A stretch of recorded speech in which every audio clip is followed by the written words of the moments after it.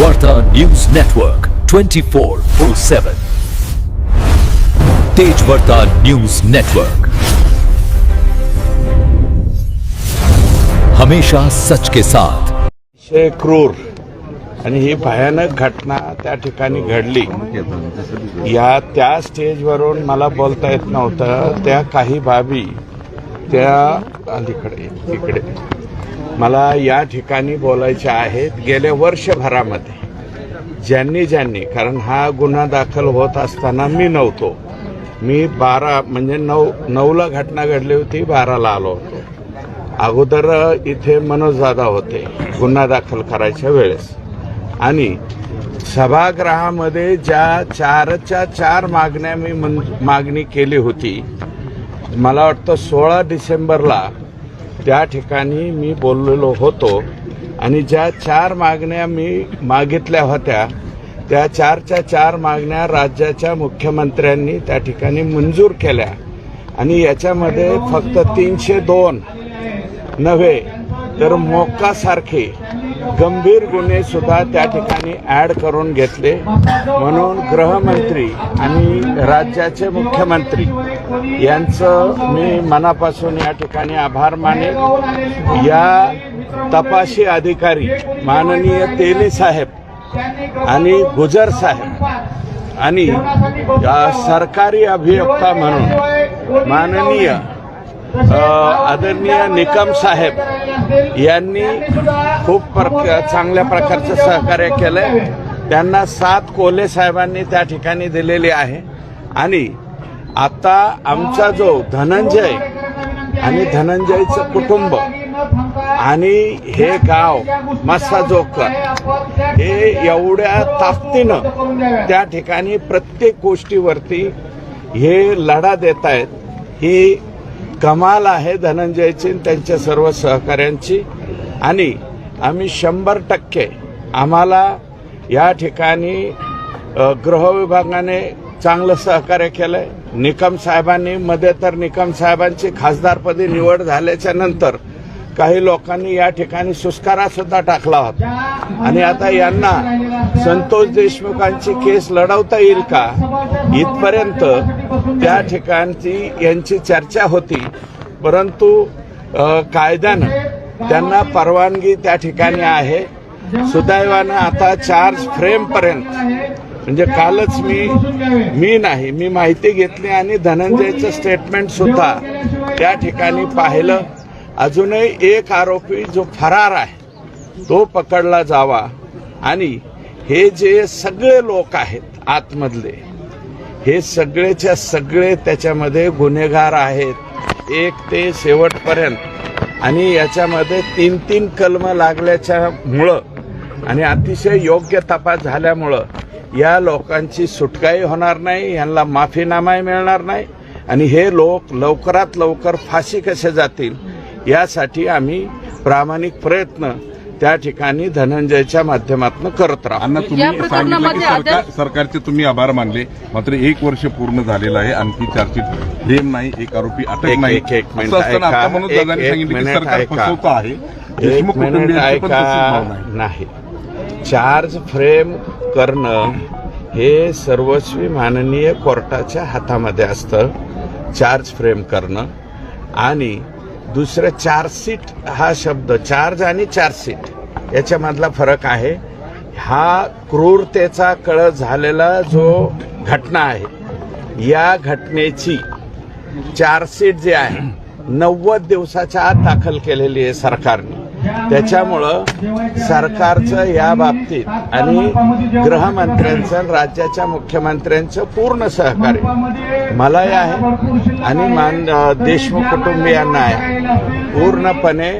आता इथून पुढे जी लढाई आहे ते 100 वकिलांची फौज आणतायत। किती धनंजय? 100 ना, 135 किती वकिलांची फौज आणतायत? मोठ्या प्रमाणावरती वकिलांची फौज आणतायत।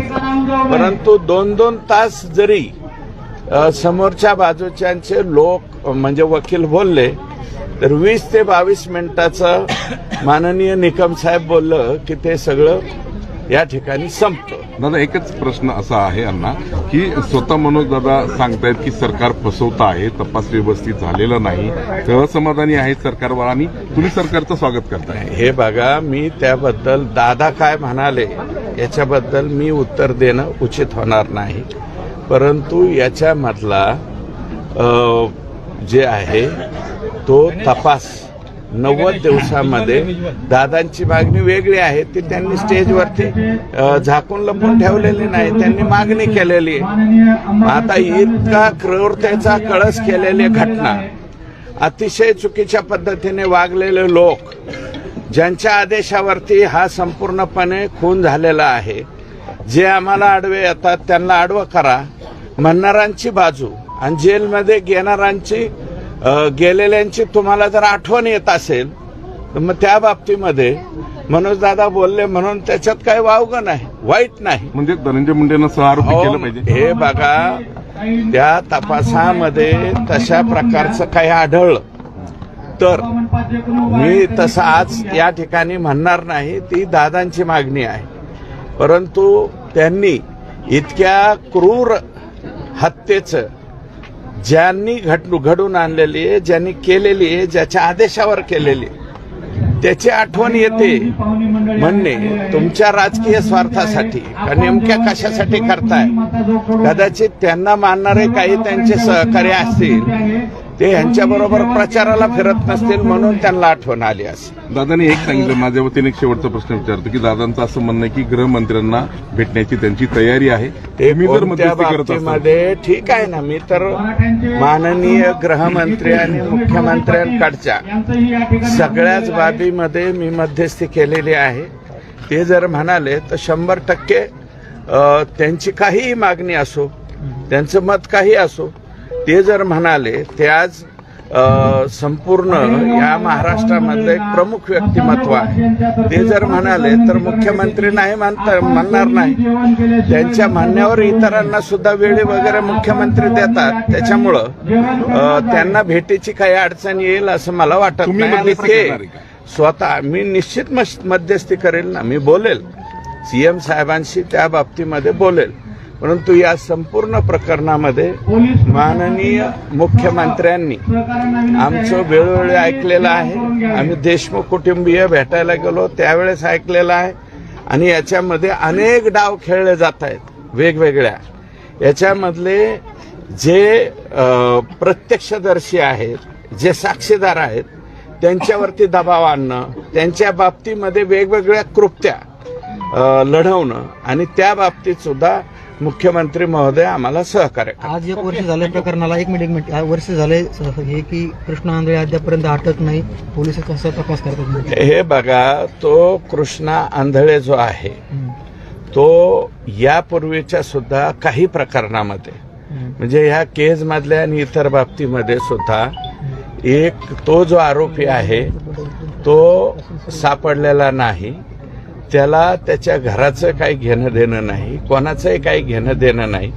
आणि अशा प्रकरणामध्ये एखादा आता कदाचित ते या राज्यातून बाहेर जाऊन किंवा अनेक लांब जाऊन कुठंतरी वेगळा व्यवसाय करणं, रूप बदलणं, अशा पद्धतीच्या कृत्या हे आरोपी लढवत असतात. त्यापैकी एक कृत्य लढवले असेल, परंतु तो फरार असला म्हणून त्याचा केसवरती काहीही परिणाम होणार नाही.